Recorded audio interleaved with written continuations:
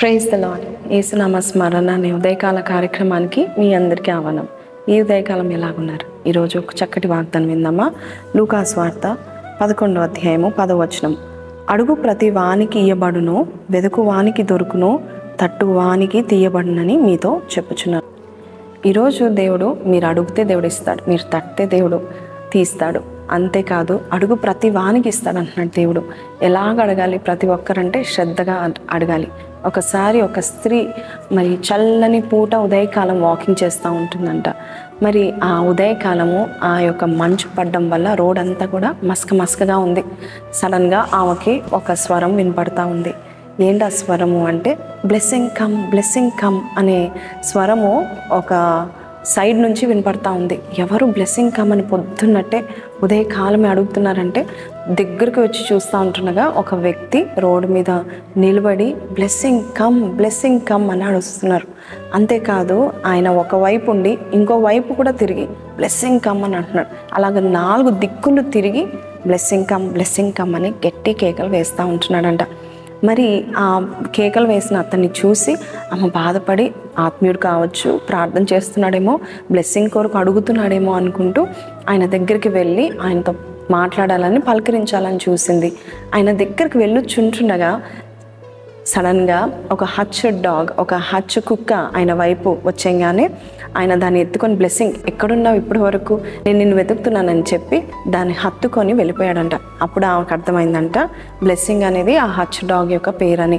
అలాగే ఈ యొక్క ఇన్సిడెంట్ ద్వారా మనం నేర్చుకోవాల్సింది ఏంటంటే, మనం ఏదైతే కోల్పోయామో, ఏ బ్లెస్సింగ్ అయితే దాటిపోయాయో అక్కడ నిలబడి మనం దేవుని సన్నిధిలో, ప్రభా ఇది నేను కోల్పోయానో నాకు తిరిగి దయచేస్తావా అని నువ్వు అడిగినప్పుడు, అడుగు ప్రతి వానికి దేవుడు దయచేస్తాడు. నీతి మంతుల యొక్క ప్రార్థన దేవునికి ఇష్టమే, ఆనందాన్ని తెప్పిస్తాయి. కానీ అడిగే ప్రతి ఒక్కరు కూడా, ప్రభా నన్ను మార్చుకోవాలి, నాకు ఆ బ్లెస్సింగ్ నాకు కావాలి అని నువ్వు అడిగిన ప్రతిసారి దేవుడు నీకు దయచేయడానికి ఇష్టపడతా ఉంటున్నాడు. ద్వితీయోపదేశకాండం 28వ అధ్యాయం 1 నుంచి 14 వరకు అనేకమైన బ్లెస్సింగ్స్ ఉన్నాయి. ఆ 1వ వచనంలో శ్రద్ధగా నీవు వెతికినట్లయితే, శ్రద్ధగా నువ్వు దేవుని అనుసరించినట్లయితే, శ్రద్ధగా ఆయన మాటలు విన్నట్లయితే ఖచ్చితంగా దేవుడు నిన్ను తలగా నియమిస్తాడు. దేవుడు నిన్ను అనేకులకు పైవాడుగా నియమిస్తాడు. నిన్ను అప్పించేవాడుగా చేస్తాడు. కాబట్టి నీవు బ్లెస్సింగ్ కావాలని నువ్వు అనుకున్నట్లయితే దేవుని సన్నిధిలో నువ్వు అడుగు. ఎలాగ వెతకాలి ఈ బ్లెస్సింగ్ అంటే, ఆ హచ్ డాగ్ వెతికినట్టు రోడ్డు మీద వెతకడం కాదు. మన గదిలో రహస్య స్థలంలో, దేవా నాకు ఇది దయచే ప్రభా నువ్వు ప్రార్థించినప్పుడు ఖచ్చితంగా దేవుడు దయచేస్తాడు. శ్రద్ధగా వెతకండి.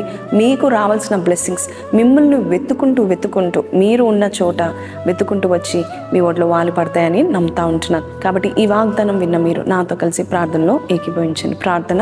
పరిశుద్ధుడా, మహోన్నతుడగు తండ్రి, స్తుతులకు పాత్రుడా, ఈరోజు నాయన ప్రభా మేము నేర్చుకున్న ఈ యొక్క వాగ్దానంలో నాయన ప్రభా, ప్రతి వాడు ఎవరైతే అడుగుతారో వారికి నువ్వు దయచేస్తా ఉన్నావు. ఎవరైతే తట్టుతారో అయ్యా తండ్రి, శ్రద్ధగా తట్టుతారో వారికి నువ్వు తెరుస్తావు అని చెప్పావు నాయన.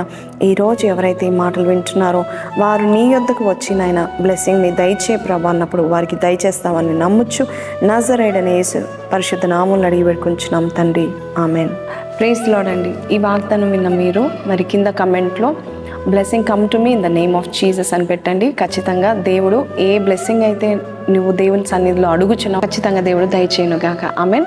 కాబట్టి ఒకవేళ ఈ వాగ్దానం ద్వారా మీరు ఆదరింపబడుతున్నట్లయితే, encourage చేయబడుతున్నట్లయితే, why don't you share these videos and don't forget to like and subscribe. See you tomorrow. Until then, take care. Praise the Lord.